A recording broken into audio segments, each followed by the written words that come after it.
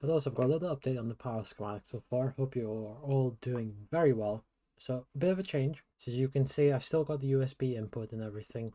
Still got the same charging circuit, so on and so forth. Still got the LED, whatever, all that good stuff. And you see the main part here has changed. And this is what I was talking about when you fail to plan to fail. If you don't read the datasheet carefully, because the sensor I plan to use is this MQ2. You've seen them with the Arduino sensors, they come in the modules and so forth, but they actually use 5 volts. And usually I just chuck everything into 3.3 volts. Well, obviously I didn't read it, so now I've got to put a 5-volt boost converter and I stepped it down to 3v3 for the rest of the system. So it's fine. I've got a boost converter here. So a pro little tip, usually with boost converter you see the inductor on this side, in buck converters you see them on this side, and buck boost ones you'll see them in the middle here, at least in my case, but you can see them either. But just a little thing to let you guys know, I've calculated these values. Always good practice, put your calculations in the schematic itself. Why? Because when you go to review or design it, or when someone else comes along to review, they want to see the calculations. Makes it easier on yourself, makes it easier on your team. So put them in, put common notes in. So usually the person may be doing the schematics, not the same one doing the PCB design. I don't know, maybe you have two separate people and maybe sharing out the work, and so put some little notes in to help that person, or else you'll get spammed with emails on what to do here,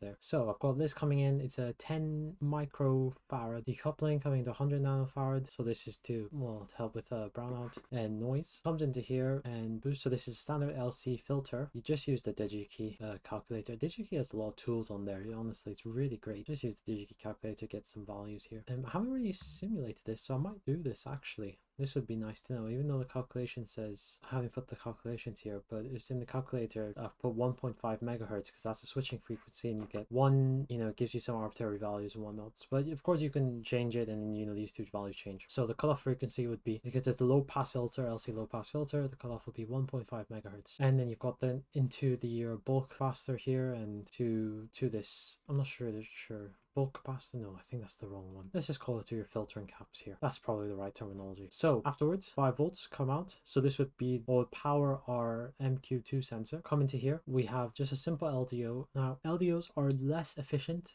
than buck converters, boost converters, the general switching topologies. They are less efficient, they will produce more heat, and so on and so forth. But since this is a very simple design, it's battery operated, I've got a 1.8 amp battery in there.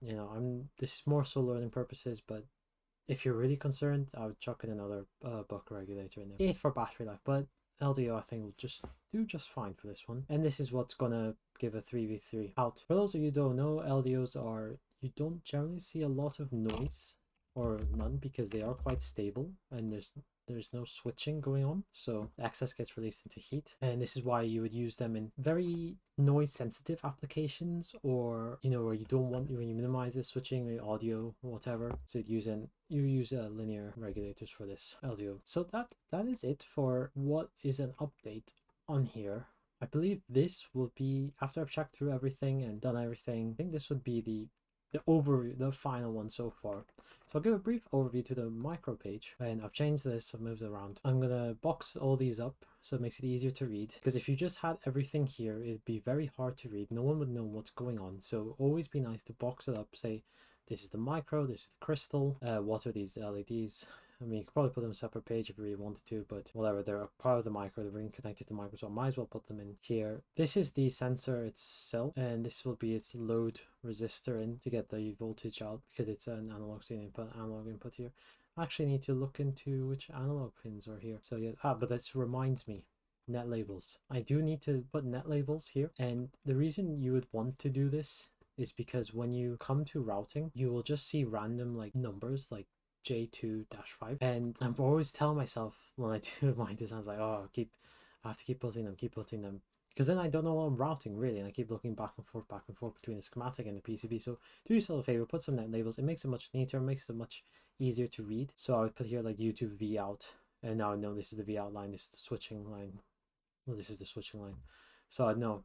So I would know not to route like communication lines, for example, underneath this part of the circuit, underneath this inductor, because it's switching. So I wouldn't do that, because I know, as an example, of course. And carry on. So I'll need to do the net labels for that. So that is your pro tip of the day. And yes, I will carry on with this. It is actually nearly finished. it is not that far off. It's just here, bits left here and there. And I've been working on the firmware on the side. I've actually just got a random, like an LED generator, random RNG LED generator. So connect some LEDs or flashes like random, and it's good. It's going, learning is going great so far, making so much more progress than me making my failed attempts before. So I'm really excited. I'm really excited to do this, and it's all looking good. So that was the brief update so far. And as always, plan out, read the data sheets and net labels too. That is your new tip. So yes, until then, take care.